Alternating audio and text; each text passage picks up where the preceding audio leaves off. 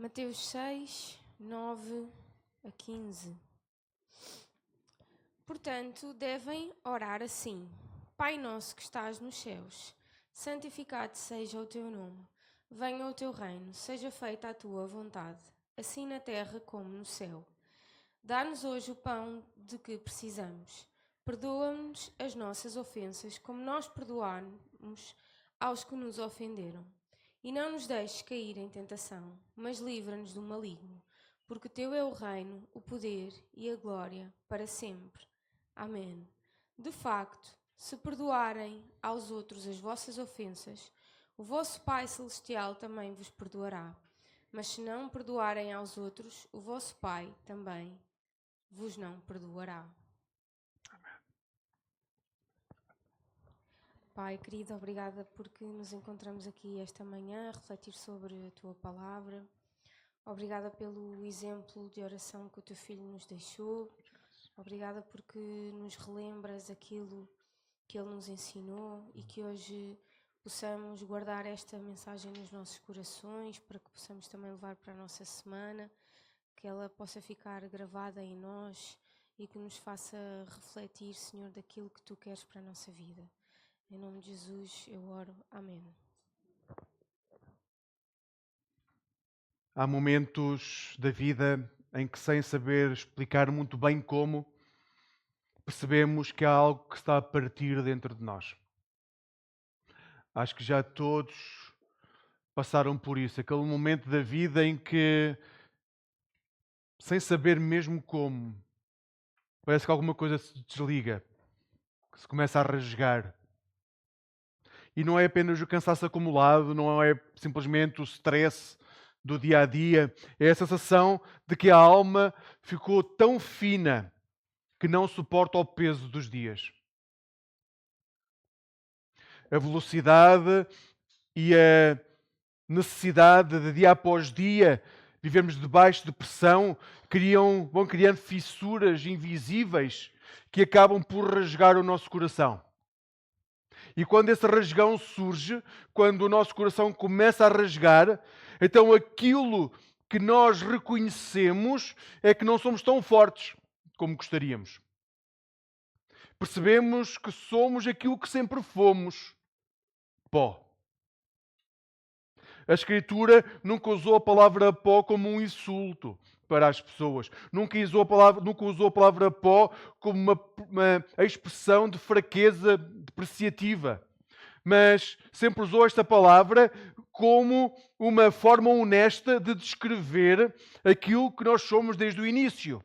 Se forem a Gênesis 2:7, quando é descrito o momento da criação do ser humano, o texto não começa pela força, não começa pela inteligência, não começa pelo nosso mérito, começa com aquilo que nós somos, começa pelo chão. O texto diz: o Senhor moldou o homem, depois depende das versões, algumas dizem barro, a versão mais tradicionais dizem modelou o homem desde o pó da terra.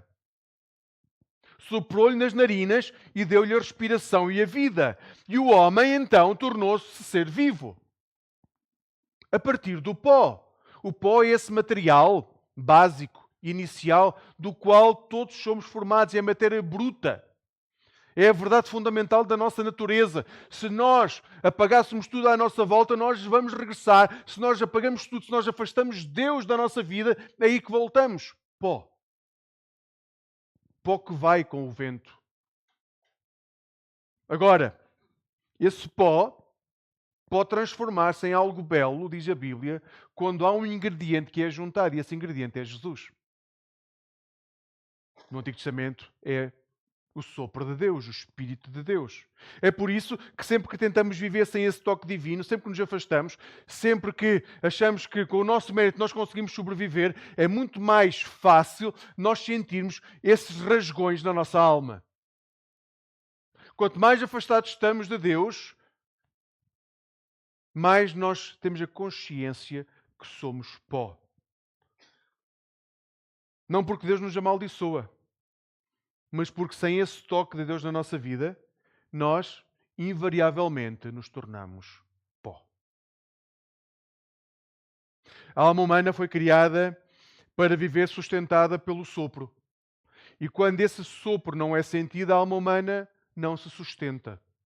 Então, nós começamos a encher aquilo que devia ser o sopro divino de outros sopros quaisquer. O sopro do trabalho, o sopro de querer atingir determinadas metas, o sopro de determinadas relações, amizades, o sopro de determinado montante na conta bancária, e nós começamos a encher daquilo que devia ser sopro de vida de outros sopros. Porém, quando veio o vento, como diz o salmo que nós lemos, a erva espalha-se sem saber de onde é que vem. É por isso que Jesus senta aos seus discípulos. Jesus senta aos seus discípulos no monte e ensina-os a orar. Ele não está a transmitir uma fórmula religiosa. Jesus não está a transmitir aos seus discípulos um ritual mecânico que nós temos que fazer nos momentos de maior dificuldade. Jesus está a apresentar um caminho para o qual nós reconhecemos que somos pó, mas, através do ensino de Jesus, nós podemos começar a ver as nossas fissuras, o nosso coração rasgado, a voltar a ser costurado. Na verdade, Jesus está a mostrar a ponte entre a nossa condição real, que é frágil, limitada, cheia de rasgões, e a graça de Deus derramada sobre nós. É sobre isso que fala a oração do Pai Nosso. É entre estas duas realidades. Parecem tão distantes e são tão próximas. O local onde Deus nos quer e o local onde realmente nós estamos.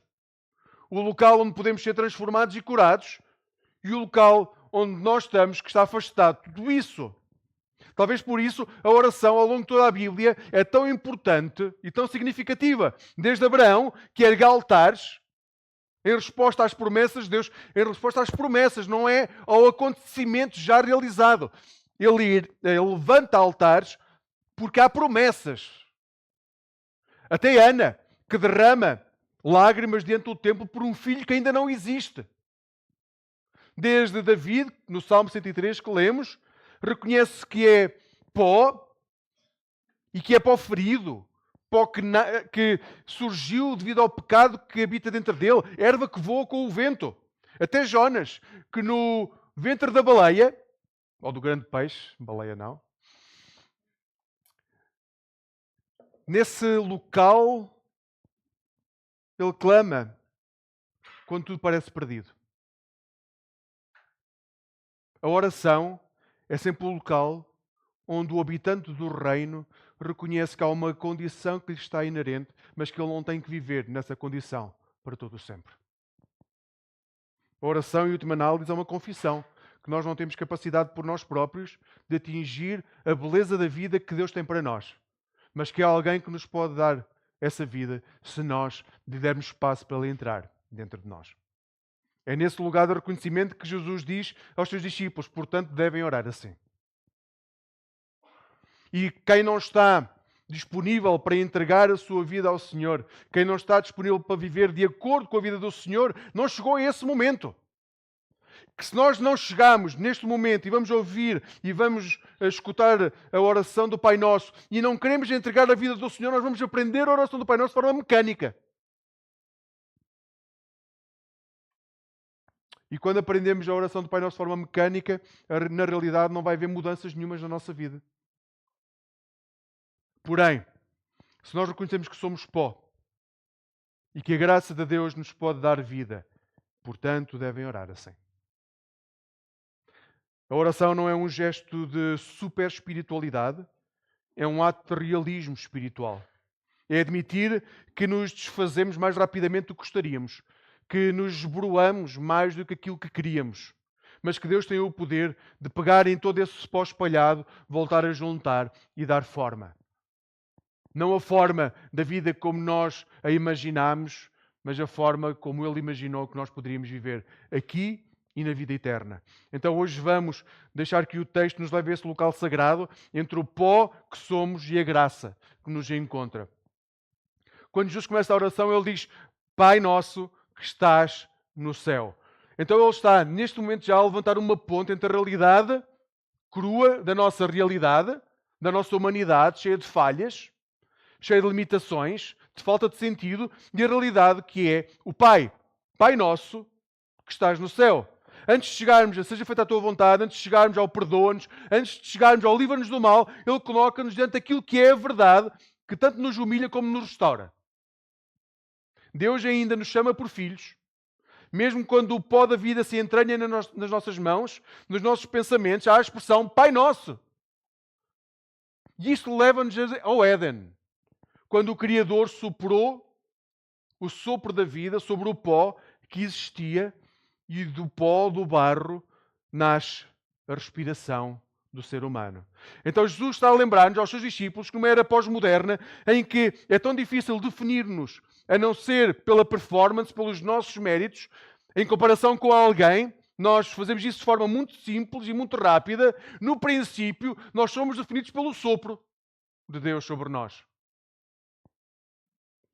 Mais do que o êxito no trabalho, na escola, onde quer que estejamos, nós somos definidos por quem Deus é e a nossa filiação ao Pai.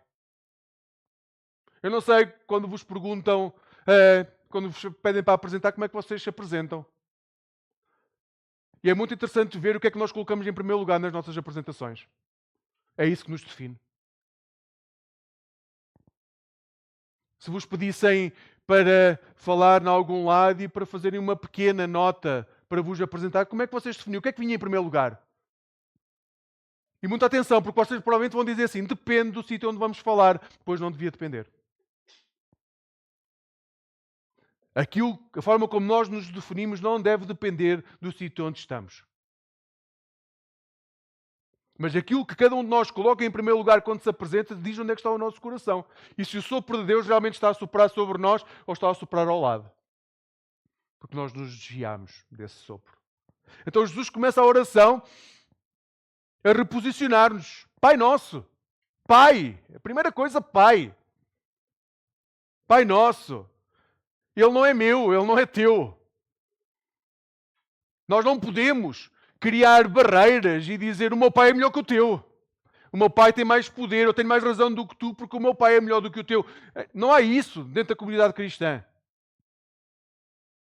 É pai e nós somos todos filhos, de igual forma amados. Então, qualquer barreira que nós possamos levantar, e temos de ter muito cuidado, porque nós evangélicos somos muito bons a levantar barreiras até com outros cristãos, temos de ter muito cuidado, porque o pai é o mesmo. E se ele quiser castigar, se ele quiser criar, chamar a atenção, disciplinar, ele fala, não precisa de nós para isso. O nosso papel não é esse, nunca foi.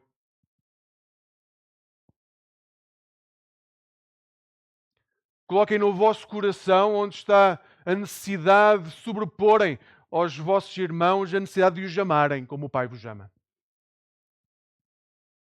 Então Jesus chama esta comunidade para dentro de um lugar sagrado, chama-nos a todos nós, chama-nos aos nossos vizinhos, àqueles que estão à nossa volta, às igrejas da cidade.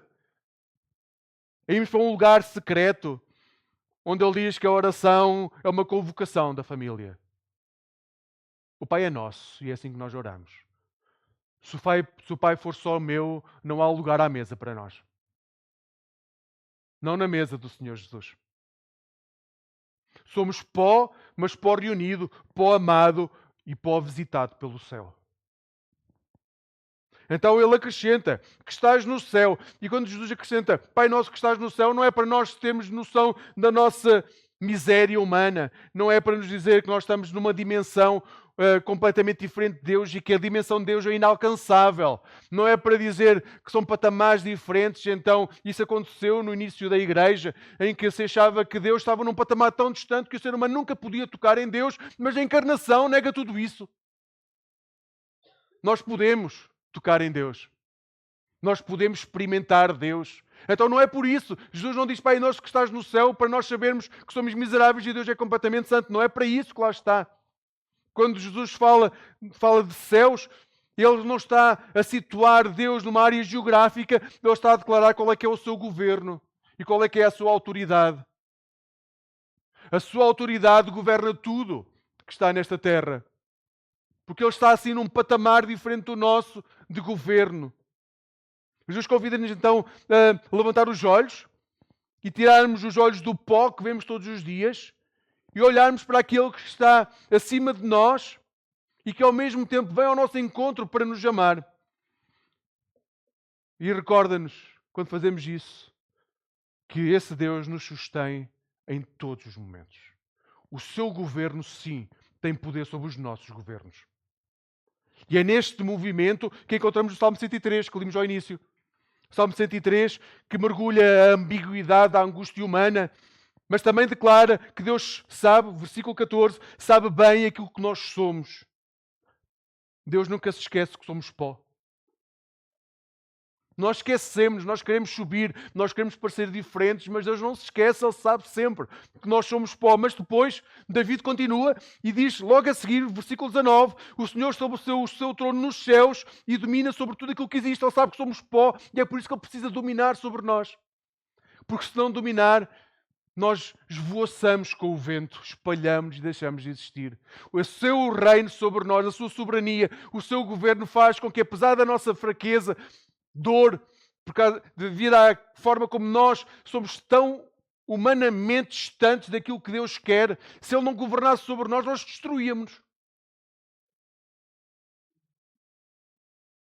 Então, há fissuras na alma que só Deus consegue curar. Na primeira fase, Jesus está a fazer-nos confessar que nos nossos dias raramente nos permitem assumir que nós somos frágeis, somos limitados e somos finitos. Mas as nossas forças têm prazo de validade e eu acho que todos nós já experimentámos isso. As nossas forças têm prazo de validade. Há um momento em que já não há mais forças para continuar o caminho. Os nossos planos falham. Quantos de nós já viram planos falhar? Glória a Deus por aqueles que não viram, que Deus continue a abençoar dessa forma. Não fiquem tristes quando acontecer, está bem? Os nossos afetos oscilam.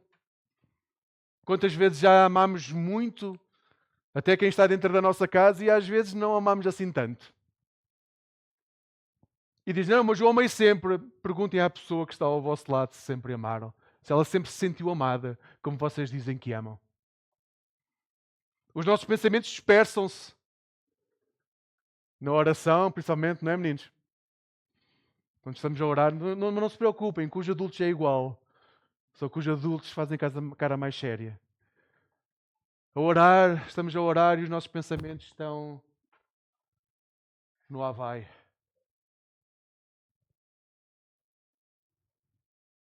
Há fissuras na alma que nós não conseguimos curar. Chamar Deus de Pai não é um gesto romântico. É um ato teológico de realinhamento de vida. É uma expressão teológica. Nós queremos realinhar a nossa vida com Deus e queremos que Deus seja para nós o quê? Pai. É declarar que não somos órfãos na história. Independentemente de onde vieram, de como cresceram, das famílias que tiveram, nós não somos órfãos a partir do momento que aceitamos o Senhor como nosso Senhor. Se Deus é o nosso Senhor, a partir desse momento nós temos um Pai. E é essa a definição de Pai que vamos levar para o resto da nossa vida. Já não estamos mais largados ao abandono.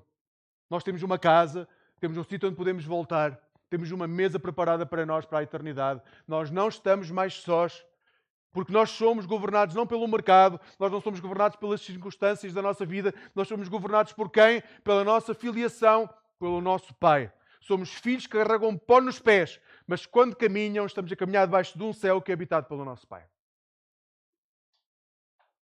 Abaixo de nós pode haver pó, acima de nós há um Pai que vai cuidar de nós para o resto da nossa vida. Assim, cada vez que pronunciamos Pai Nosso que estás nos céus, nós estamos a costurar a primeira fenda do nosso coração, que é a nossa identidade. A partir do momento que conseguimos tratar Deus por Pai, há um rasganço do nosso coração que passa a estar costurado. Nós sabemos quem somos.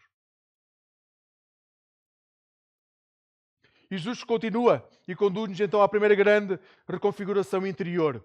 Versículo 9. Santificado seja o teu nome, venha o teu reino, seja feita a tua vontade, assim na terra como no céu. Jesus não começa pelos pedidos.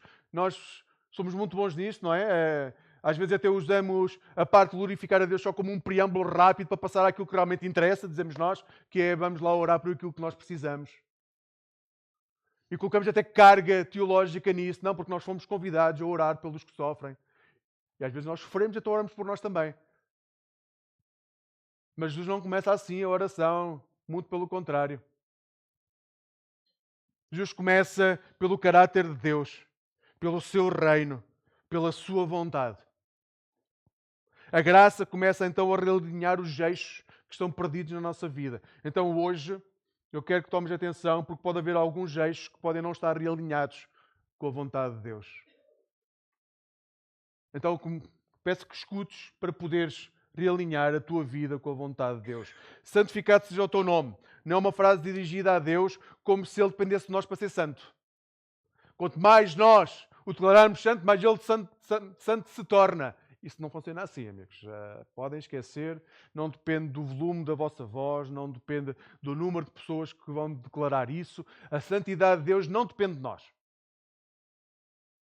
E isso, logicamente, não vamos ver isso hoje, mas tem consequências para a nossa vida. Porque se Ele é santo e não depende de nós, tudo aquilo que Ele faz sobre nós também não depende de nós. Depende só unicamente da sua santidade. Este é um lembrete que Deus é completamente distinto, é completamente separado de nós, mas ao mesmo tempo é profundamente próximo de nós em Cristo Jesus. Então Jesus leva-nos a começar a oração não pelo peso que carregamos, não pela nossa visão da vida. Ele começa pela a oração do Pai Nosso, pela grandeza de quem carrega os nossos pesos. Amigos, se carregam pesos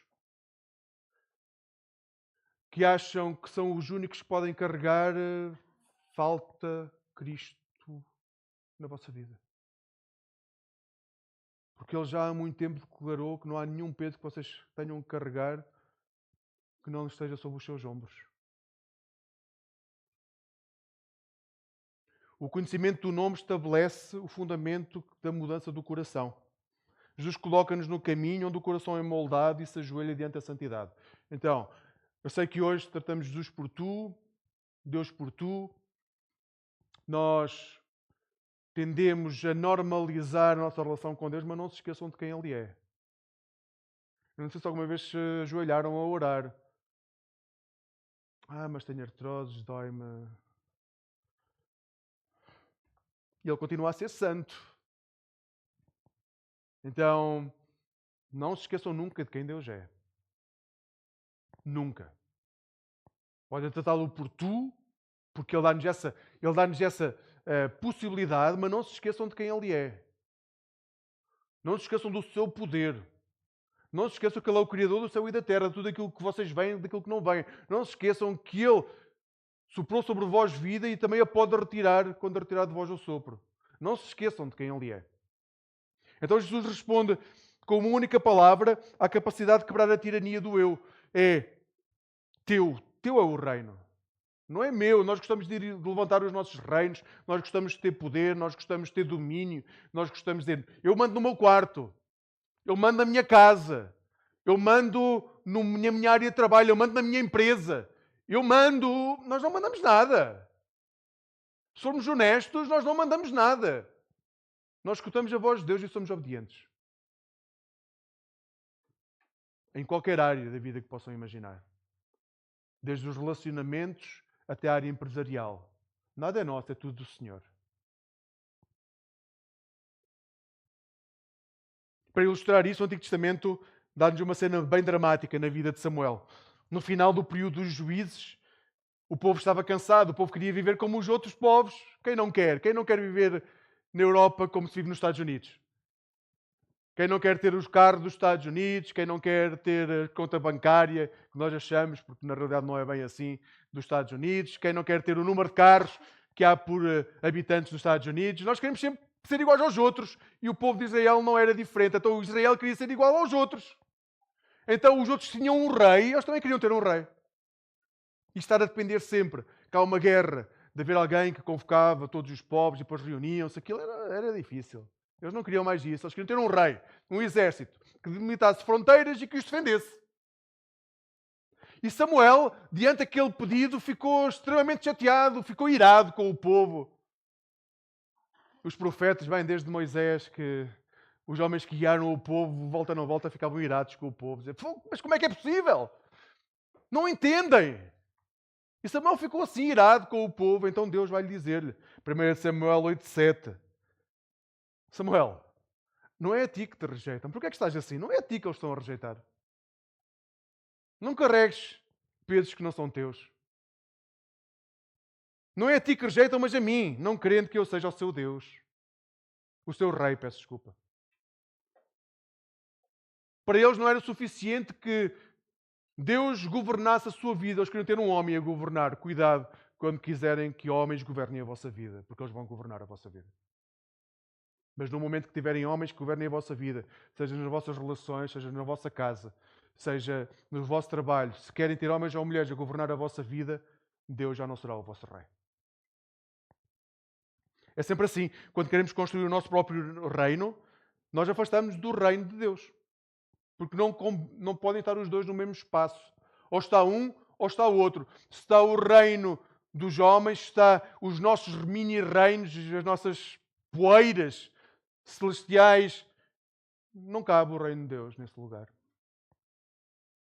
E Deus volta-nos a chamar constantemente. E Jesus leva-nos ainda mais fundo e diz, não somente isso, mas seja feita a tua vontade. Assim na terra como no céu. Aqui não se trata apenas de reconhecer o governo de Deus, mas de responder a esse reino com obediência. Seja feita a tua vontade. A vontade de Deus não é um muro no qual embatemos, é um caminho que percorremos. Quando a oração chega a esta fase, o coração já passou pela adoração, já passou pela rendição e agora, finalmente, nós chegamos à entrega total. E é aqui que normalmente as coisas... Na adoração nós até gostamos, nós gostamos de cantar, louvar a Deus, nós gostamos de estar uns com os outros. Na rendição nós até podemos quebrantar-nos em alguns momentos. Agora, a entrega total, aqui normalmente é onde a coisa complica. Porque nós dizemos, eu entrego totalmente uma parte. Eu entrego totalmente desde que... E pensem nas vossas vidas, realmente, nós entregamos tudo a Deus. Nós oramos, quando oramos, seja feita a tua vontade na minha vida. O que é que nós estamos a dizer? O que é que nós estamos a dizer com, Senhor, que a tua vontade seja feita na minha vida? É porque temos um Novo Testamento todo para saber qual é que é a vontade do Senhor e é exigente. E mais uma vez, eu não estou a falar de saírem daqui, venderem tudo o que têm e darem aos pobres. Se alguém sentir isso no coração, que seja feita a vontade do Senhor. Não estou a falar disso. Estou a falar de coisas bem mais simples. Seja feita a tua vontade na forma como eu trato o meu marido ou a minha mulher. Ou os meus filhos. Ou os meus pais. Seja feita a tua vontade na forma como eu educo os meus filhos. Seja feita a tua vontade na forma como eu falo com o meu chefe. Mesmo que não goste dele. Ou com os meus subordinados. Mesmo quando também não gosto deles. Deus não nos pede para gostar das pessoas. Deus não diz, olha, quando chegarem ao pé de alguém, gostem muito dessa pessoa. Não, ama-o. Mesmo que ele seja teu inimigo, ama-o. Se testemunho da ressurreição onde quer que estejas. Seja feita a tua vontade na minha vida. Nós realmente conseguimos orar assim. E quando oramos é isso que estamos a fazer. Seja feita a tua vontade. Esta não é uma frase que fique no ar solta. Jesus é um modelo. Ele deixou isso claro. Ele, se tem alguma dúvida para onde olhar, para que a vontade de Deus se faça, olhem para Jesus. Ele é o nosso modelo. Por isso é que o chamamos de mestre. Por isso é que somos discípulos, porque queremos ser iguais ao Mestre. No céu, a vontade de Deus é feita sem medo, sem hesitação, sem resistência. E na terra, tudo isso emperra. O pó entra na engrenagem, a máquina deixa de funcionar. Então tem que vir Jesus e limpar a máquina outra vez para nós podermos voltar a estar perto do Senhor. Nesta postura, nós temos um exemplo claro, que é Jesus no Getsemane. Ele vai na altura mais negra, na escuridão mais negra que pode encontrar, e o Filho perfeito do Deus perfeito, naquele momento mais denso, ele ora. Pai, não se faça a minha vontade, mas a tua.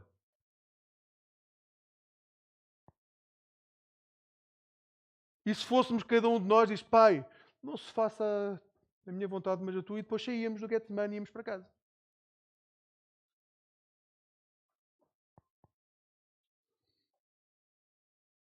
E ele permaneceu para que a vontade do Senhor fosse feita.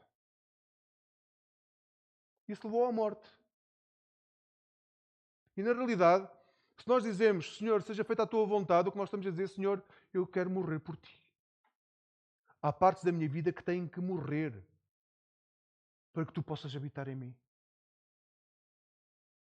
Seja feita a tua vontade na minha vida. Então, Jesus prepara-nos para deixarmos construir a nossa Babel. Todos nós gostamos da nossa Babel. Todos nós queremos ter um nome feito. Todos nós queremos chegar até ao Senhor. Queremos ter os méritos. E Ele diz para nós desistirmos. Seja qual for a Babel que queiram construir, desistam já.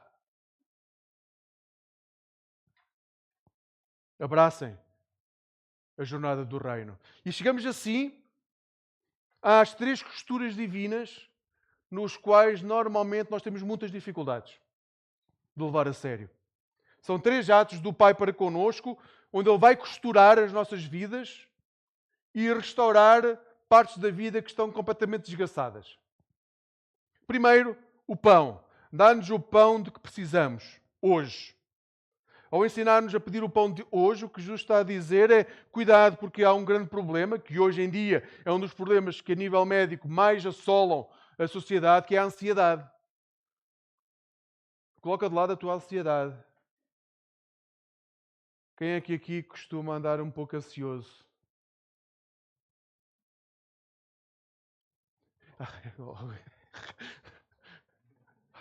Às vezes até apetece pular de tanta ansiedade que nós temos.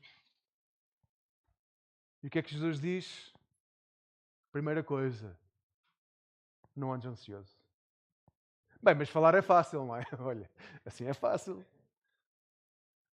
Como é que se diz? Que o problema dos outros consiga o bem. Mas Jesus continua. A ansiedade é o pó que está no nosso coração. Nós queremos prever o futuro. Nós queremos estar amanhã. Nós nunca vivemos o presente, porque a nossa mente está sempre no amanhã. Está sempre a querer controlar. Está sempre a querer imaginar. Então o presente desaparece da nossa vida. Quem anda muito ansioso, na realidade, não tem um problema com o futuro, tem um problema com o presente onde não está. Mas Jesus, com a simplicidade de quem conhece a nossa alma melhor do que nós mesmos, Ele diz, peçam só. Vivam hoje. Peçam só para hoje. Então Jesus está a fazer eco de uma experiência que centenas de anos antes, aconteceu no deserto. Êxodo 16. Israel andava no deserto e, mais uma vez, o povo estava sempre a reclamar. O povo reclamava por tudo, até que Deus disse, pronto, então vamos resolver isto uma vez. A partir de agora vão ter maná todos os dias. Só que há uma questão. Vocês só podem recolher o maná, a comida que necessitam para hoje. Só que como o povo era esperto, era super inteligente e achava que conseguia logo ter um método para resolver não só o problema da fome hoje, mas já para os próximos dias, recolheu mais do que aquilo que o Senhor lhe disse. O que é que aconteceu? Apodreceu tudo. Diz Êxodo 16:4, o povo deve ir todos os dias. Primeira coisa, o povo deve ir todos os dias. Primeira coisa, o povo deve responder em obediência, deve ir todos os dias, apanhar a quantidade necessária para cada dia. Isso o que é que fala? Não fala sobre o mérito do povo, fala sobre a fidelidade de Deus que todos os dias lhe vai mandar. Não se vai esquecer uma única vez. Eu não sei quem é que tem, por exemplo, o Kindle, e às vezes nós começamos a ler o Kindle e podemos ter uma sequência grande de dias sempre a ler, e depois falha um dia, o que é que acontece? Aquilo volta a zero. Pronto. A linha de leitura, aquilo apaga tudo. Diz, agora começas do zero. Com Deus não é esse problema, porque nunca ia começar do zero, porque Ele era fiel todos os dias. Não havia um único dia que Ele se esquecia de mandar comida. Não havia a possibilidade de acumular para amanhã. Porquê? Porque Deus amanhã continuaria a prover.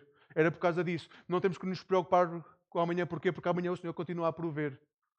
Não é porque as coisas vão estar resolvidas como nós queremos. Não é porque vai estar tudo bem. Não, é porque o Senhor vai fazer exatamente aquilo que quer amanhã. E nada depende de nós em relação a isso. A fidelidade de Deus é diária.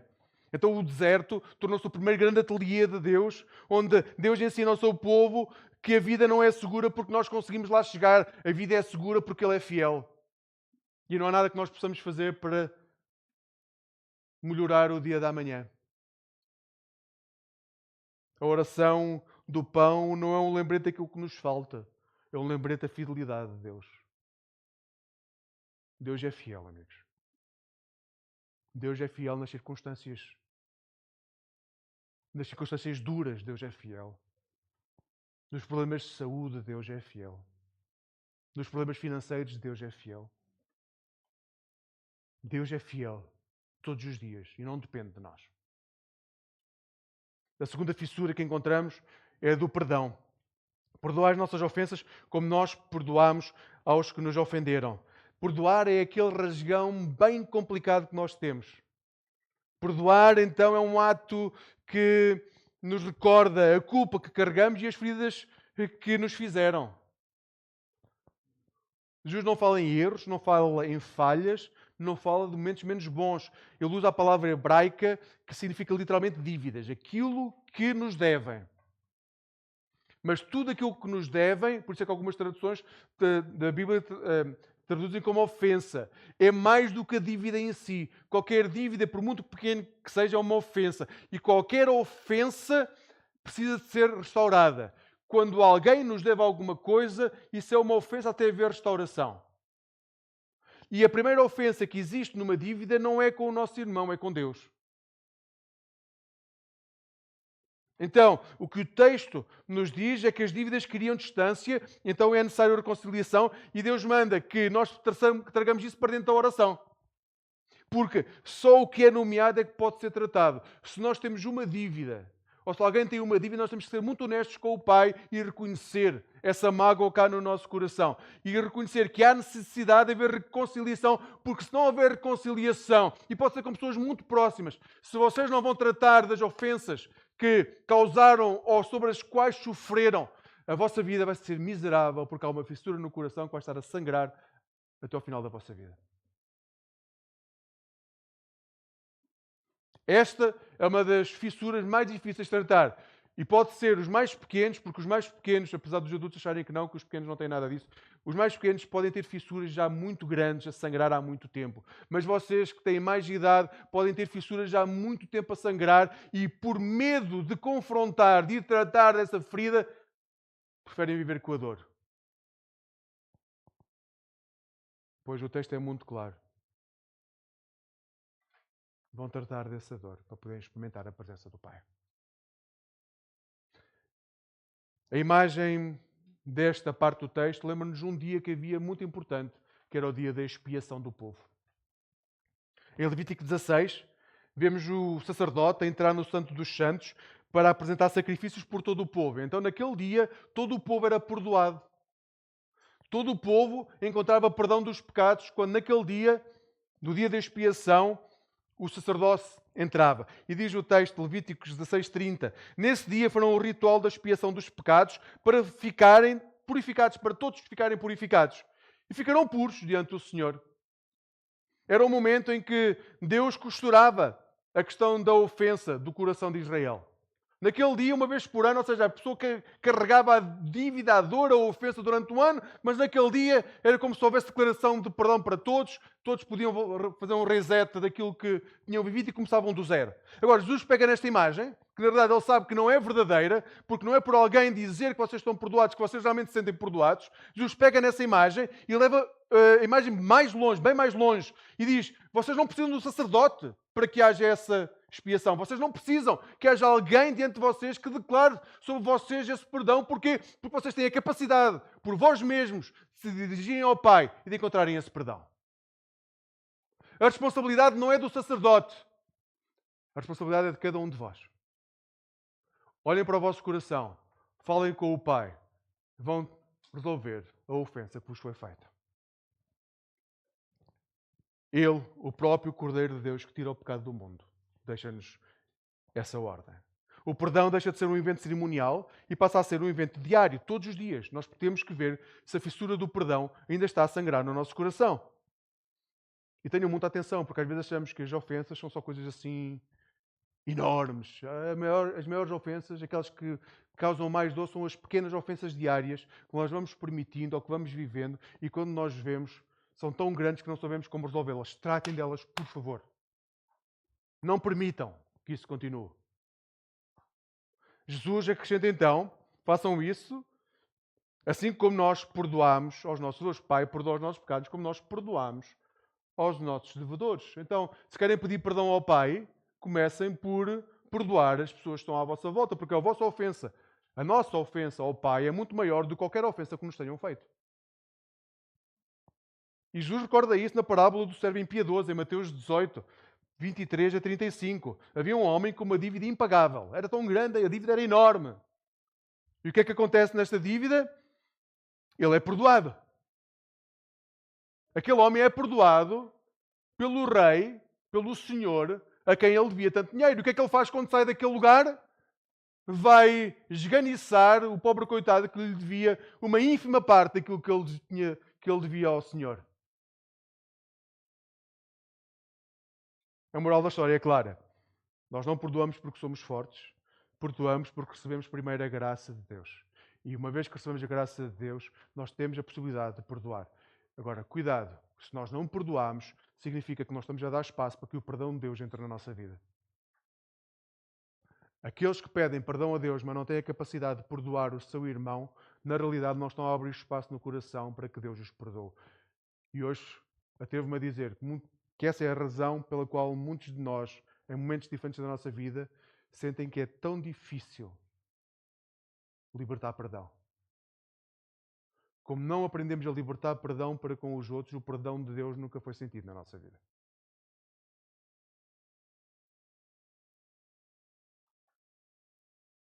Então, primeiro passo, hoje. Se na vossa vida há alguém com quem se tenham que sentar para ou pedir perdão ou dizer o quão magoados estão, comecem por aí. Os grupos terapêuticos que nós tínhamos, uma coisa era extremamente importante. Ninguém conseguia avançar nos grupos terapêuticos se não reconhecesse a ofensa e não fosse ou pedir perdão ou dizer o quão magoado nós estamos. Se a vossa vida está estagnada, parada em dor e sofrimento, é possível que haja perdão que tenha que ser libertado ou perdão que, não sendo libertado, vocês tenham que pedir. E chegamos assim à parte do livramento. Não nos deixes cair em tentação, mas livra-nos do mal. Esta é a terceira costura que mostra a nossa vulnerabilidade. Jesus sabe como é que é o nosso coração, sabe como é frágil, sabe como é difícil nós vivermos e sabe que isso abre as portas para o maligno, para o mal. Cuidado, porque se não tratam das outras fissuras todas antes, da adoração, entrega, consagração, se não tratam da ansiedade, se não tratam do perdão, o mal vai estar a bater à vossa porta todos os dias. E é muito fácil cair. Então o Senhor diz, cuidado, Senhor, que nós possamos orar, Senhor, livra-nos do maligno. Livra-nos do mal. Quando oramos por livramento, nós não estamos a pedir para sermos super-heróis, estamos a pedir para termos a consciência que Deus está ao nosso lado, que Ele nos protege, que Ele caminha connosco, que Ele é o Senhor das nossas vidas e que não há nada nem ninguém que nos possa afastar do amor de Deus que é em Cristo Jesus. Senhor, livra-nos do mal. Tentação não é pecado. Cair na tentação pode ser. Livra-nos do mal todos os dias. Então, a parte importante que nós temos que perceber no final de toda esta oração que é feita é que nada disto é automático. Nós temos muita responsabilidade pessoal em tudo isto. Nós oramos a Deus, mas nós temos que assumir a nossa cota de responsabilidade. Nada acontece no vazio. Toda a graça tem um nome, tem uma história, tem um sangue. Jesus. É Jesus que entra nos rasgões da nossa alma e com delicadeza começa a cozer tecidos que já estão tão frágeis que, se forem mal cozidos, rasgam ainda mais. Mas Jesus vem e, com essa paciência, com esse cuidado, Ele começa a cozer os nossos corações maltratados. É Ele que segura no tecido e está disposto a costurar de tal forma que ali naquele lugar nada mais vai rasgar. Porque Ele não desiste de nós, Ele nunca desiste de nós. E com paciência divina, Ele restaura um tecido que nós às vezes achamos que já não serve para nada. Se passaste por um momento como esse, ou estás a passar um momento em que achas que não prestas para nada, o Senhor não desistiu de ti. Ele não vai desistir. Nunca vai desistir de ti. E Jesus faz isto não através só do ensino, mas da encarnação. O Deus soberano, que tem poder sobre a vida, vem ao nosso encontro, toma carne e osso para nos mostrar isso. A Bíblia está cheia de histórias de homens e mulheres que sentiram o bordador a cozer as suas vidas. Maria Madalena, rasgada pela dor da opressão. Foi costurada quando o Senhor Jesus chegou ao pé dela e a tratou pelo seu nome. Zaqueu, rasgado pela ganância, foi costurado quando Jesus, pela graça, o visitou de forma inesperada. Pedro, rasgado pela própria infidelidade, é costurado no largo da Galileia quando Jesus chega ao pé dele e lhe pergunta: Pedro, tu amas-me? Tomé, rasgado pela dúvida, foi costurado quando o Senhor lhe deu a possibilidade de ele tocar nas suas mãos. Jesus não desiste das pessoas que têm vidas frágeis. Jesus não desiste da tua vida. Jesus é o verdadeiro porque vê beleza onde nós só vemos estragos. Onde tu só vês estragos, o Senhor vê uma vida de um homem, de uma mulher que é muito amado pelo Pai e que tem a possibilidade de ver a sua vida restaurada para a honra e glória do nome do Senhor. Jesus não quer mudar os teus comportamentos. Às vezes achamos que Jesus quer bem ao nosso encontro para mudar os nossos comportamentos. Não é para isso que Jesus veio. Jesus não veio para mudar os nossos comportamentos. Jesus veio para transformar os nossos corações. Tocar mais fundo na nossa alma, onde o poço foi acumulando ao longo dos anos e varrer tudo isso para fora da nossa vida e encher a nossa vida de graça. E chegamos então a como é que nós podemos ser cristãos já à segunda-feira. Dentro das paredes da igreja é sempre muito fácil ser cristão, o problema é quando chegamos à segunda-feira. Viver o pão. Primeiro, pratica a confiança diária. Depois têm as folhas, podem ler tudo o resto, eu vou só dar os tópicos. Então, pratiquem a confiança diária. Primeiro, escolhe um momento ao longo do dia, pode ser pela manhã, à hora do almoço, na pausa da condução, o que seja. Escolham um dia, tem que escolher um dia. Decisão. Lá está. Deus pode encher-vos de graça e bondade. Há coisas que têm que ser vocês a fazer. Escolham uma parte de um dia para dizer em voz alta ou em silêncio. Se puderem dizer em voz alta é melhor porque torna-se mais real na nossa vida. Pai, hoje que a tua provisão me baste. Pai, hoje que a tua provisão me baste. Então depois decide conscientemente fazer apenas o que te pertence fazer nesse dia. Por exemplo, não te comprometas com algo que sabes que não podes. Esta é difícil. Principalmente para quem tem vidas super aceleradas, é muito difícil, nós não nos comprometemos com tudo. Dizer não, quando nós começamos a dizer não, nem conseguimos acabar a palavra. Digam não, se não conseguem, não se comprometam. Segundo, não tentes carregar amanhã nos ombros de hoje. Não tentes viver o dia da amanhã, senão o dia de hoje desaparece completamente. Segunda coisa, interrompe o ciclo da mágoa. Quando alguém te magoar, pratica a oração instantânea.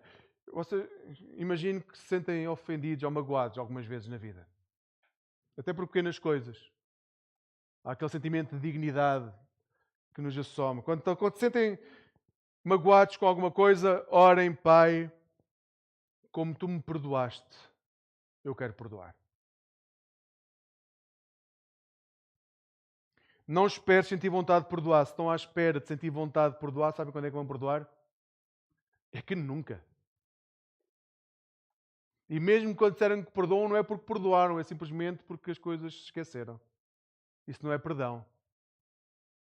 Então, não esperes sentir vontade para perdoar. O perdão começa com uma decisão, não com uma emoção. Eu decido perdoar. Segunda coisa, não esperes que a ferida passe. Por estar à espera que a ferida deixe de sarar, sabe o que é que acontece a uma ferida que não é tratada? Pode tornar-se gangrena, pode alastrar-se, podem perder o membro todo. Então não esperem que a ferida passe para dar esse passo. Terceiro, cultiva a vigilância humilde. Identifica os momentos do dia em que sabes que és mais vulnerável. E acho que todos nós sabemos que há momentos, circunstâncias que nos deixam mais vulneráveis. Pode ser cansaço, solidão, pressa, frustração, pode ser uma imensidão de coisas e é diferente para cada um de nós. Mas temos que os identificar. Há momentos em que nós nos sentimos mais vulneráveis. Antes de chegar a esse momento, como nós já os conhecemos, nós temos que aprender a orar: Pai, guarda-me do mal e não me deixes cair em tentação. E depois pequenos passos para poder dar a essa tentação a resistência necessária. Quando sentem que isso pode acontecer, retirem 2 minutos para respirar. Tirem mesmo 2 minutos. Parem tudo. Eu sei que podem achar que há coisas mais importantes do que a vossa vida, mas tenho que vos dizer, não há. Não há nada mais importante do que a vossa vida. Se vão perder a vossa alma para que a alma de outro seja salva, isso não vai acontecer. Não vai acontecer. Então não há nada mais importante do que a vossa alma junto do Pai. Tirem 2 minutos, parem para respirar. Se conseguirem, tenham uma leitura bíblica. E depois uma coisa que é muito difícil para o cristão é: liguem a alguém. No meio da tentação, não esperem para depois. Liguem a alguém maduro na fé com quem possam conversar. Não querem incomodar. Se estamos nessa fase, acho que temos que dar aqui um reset à comunidade, porque se não queremos incomodar quando aquilo que é mais importante na nossa vida, que é a nossa alma, não é colocado em oração ou em partilha diante dos nossos irmãos ou de alguém que conhecemos muito bem, alguma coisa vai muito mal dentro de nós. Então, quando estão em tentação, liguem a alguém. Liguem a alguém que possa orar com vocês naquele momento, que possa dar-vos palavras sábias de consolo, de exortação e de promessa. As perguntas para os grupos familiares estão na folha, vocês podem ver depois. Eu aconselho sempre a que possam vê-las pessoalmente, porque são perguntas para cada um de nós saber em que fase da vida é que está e como é que está a nossa relação com Deus. Não deixem que a vossa vida se afaste da vontade do Senhor. O Senhor quer fechar todas as vossas feridas. Hoje, se tens uma ferida aberta, seja com quem for, seja por que razão for, olha para o Pai. Ele é o teu Pai. A tua identidade está garantida. Entrega-lhe a tua vida. E dispõe-te a que a ferida seja curada. Viver com remorso ou com peso a vida toda é a pior coisa que nos pode acontecer, porque nos impede de viver o presente.